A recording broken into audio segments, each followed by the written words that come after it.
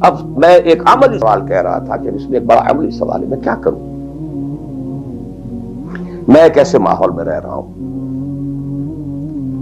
جس میں اللہ کا دین غالب نہیں ہے۔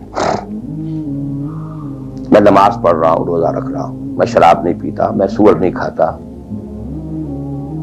چلو میں نے اپنا اکاؤنٹ جو ہے بینک میں جو ہے کرنٹ اکاؤنٹ رکھا ہوا ہے، میں نے کوئی سود نہیں لیا، نہ سود لینا چاہتا ہوں، کیا کروں؟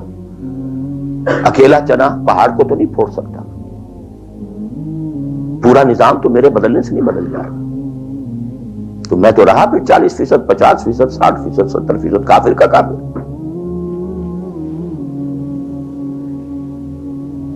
تو واسطے وے آؤٹ، واسطے مخرج۔ بڑی پیاری حدیث ہے وہ جس میں یہ الفاظ آتے ہیں، حضور نے فرمایا انہا ستکون فتنۃ، ایک وقت آئے گا تو بڑا فتنہ ہوگا۔ حضرت علی فرماتے میں نے فوراً عرض کیا مل مخرج منہا یا رسول اللہ، اے اللہ کے رسول یہ بتائیے اس سے نکلنے کا راستہ کون سا ہوگا؟ یہ نہیں پوچھا کیا فتنہ ہوگا، کیوں ہوگا، کب ہوگا، کیسے ہوگا، کدھر سے آئے گا، کچھ نہیں، نکلنے کا راستہ بتائیے۔ بلکہ ایک اور روایت اس حدیث کی اس سے بھی زیادہ پیاری ہے کہ اصل میں حضرت جبرائیل نے کہا حضور سے یا محمد امتک بعدک، اے محمد صلی اللہ علیہ وسلم کبھی سوچا ہے تمہارے بعد تمہاری امت کا کیا بنے گا؟ تو حضور پلٹ کر سوال کرتے ہیں مل مخرج منہا یا جبرائیل، تو بہت بڑا پرابلم تم نے اے جبرائیل میرے سامنے رکھا ہے، تو اب آپ ہی بتائیں اس سے نکلنے کا راستہ کیا؟ قال کتاب اللہ، وہ پوری حدیث پھر وہی ہے، کتاب اللہ فیہ خبر ما قبلکم ونبأ ما بعدکم وحکم ما بینکم وہو ذکر الحکیم وہو صراط المستقیم وہو حبل اللہ المتین۔ اس کا مخرج کیا ہے؟ یہ ہے اصل میں میرے اور اگر تو یہ بات سمجھ میں آ گئی، اس کے لیے تصور سمجھ لیجئے ہمارے دین میں کفارے کا ایک تصور ہے۔ آپ نے روزہ توڑ دیا وہ تو ٹوٹ گیا، کیا کروں؟ جڑ تو نہیں سکتا، کب اشکوں سے جڑ سکتا ہے؟ جو ٹوٹ گیا سو ٹوٹ گیا۔ موتی ہو کہ شیشہ جام کے مل، جو ٹوٹ گیا سو ٹوٹ گیا۔ تم ناحق ٹکڑے چن چن کر دامن میں چھپائے بیٹھے ہو، شیشوں کا مسیحا کوئی نہیں، کیا آس لگائے بیٹھے، وہ تو ٹوٹ گیا، لیکن اس کا کفارہ دے دیا گیا۔ کفارہ ہے، قسم کھائی تھی یہ نہیں ہے کہ اب توڑ نہیں سکتے، غلط کھا بیٹھے توڑو، کفارہ۔ آج میں اس لفظ کفارہ کے حوالے سے آپ کے سامنے وہ بات رکھ رہا ہوں۔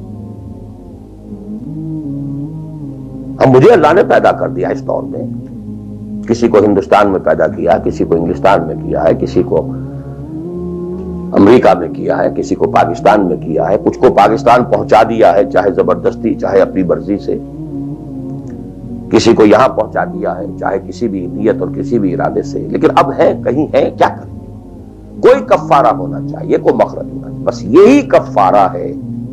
پھر نوٹ کر لیجئے اس ماحول سے سوائے سبسسٹنس لیول کے اور کچھ حاصل مت کرو، اور اس سبسسٹنس لیول پر بھی جو کچھ تم نے کھایا پیا ہے اور سانس لیا ہے، جو انرجی کریٹ ہوئی ہے، اس کا میکسیمم اس جہاد میں صرف کر دو کہ اس نظام کو بدلو۔ تمہاری یہ جد و جہد، تمہاری یہ کوشش کفارہ بن جائے گی اس کا۔ معذرۃ الی ربکم، معذرت پیش کر سکو گے اللہ کے رب۔ اے اللہ میں نے اس نظام کے ساتھ ریکنسائل نہیں کیا، اے اللہ میں نے اپنی توانائیوں اور اپنی محنتوں سے نہ اپنے لیے کوئی جاگیر بنائی نہ اپنے لیے جائیداد بنائی، اے اللہ میں کوئی دولت چھوڑ کر نہیں مرا، اے اللہ میں نے اپنے بچوں کو بھی اسی کام کے لیے لگا دیا تھا، میں نے ان کی دنیا سے بڑھ کر ان کی عاقبت کی فکر کی ہے، نہیں کر سکا، آگے کچھ نہیں ہو سکا تو میں بے بس ہوں۔ حضرت نوح بھی تو بے بس تھے، کیا کر گئے؟ لیکن اگر کسی بھی درجے میں ریکنسیلیشن ہے، کمپیٹیبلٹی ہے، اس کو آپ نے ایکسپٹ کر لیا ہے، اس میں پھلنے پھولنے اور پھیلنے کا بندوبست کر رہے ہیں، you are doomed. Everything will be multiplied by a big zero and will become a zero. یہ ہے جو میں سمجھا.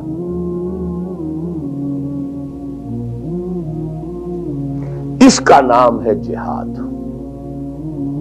Constant friction, constant struggle. جان مال، ان صلاتی و نسکی و محیایا و مماتی للہ رب العالمین. میری زندگی کا مقصد تیرے دین کی سرفرازی. میں اسی لیے مسلمان، میں اسی لیے نمازی.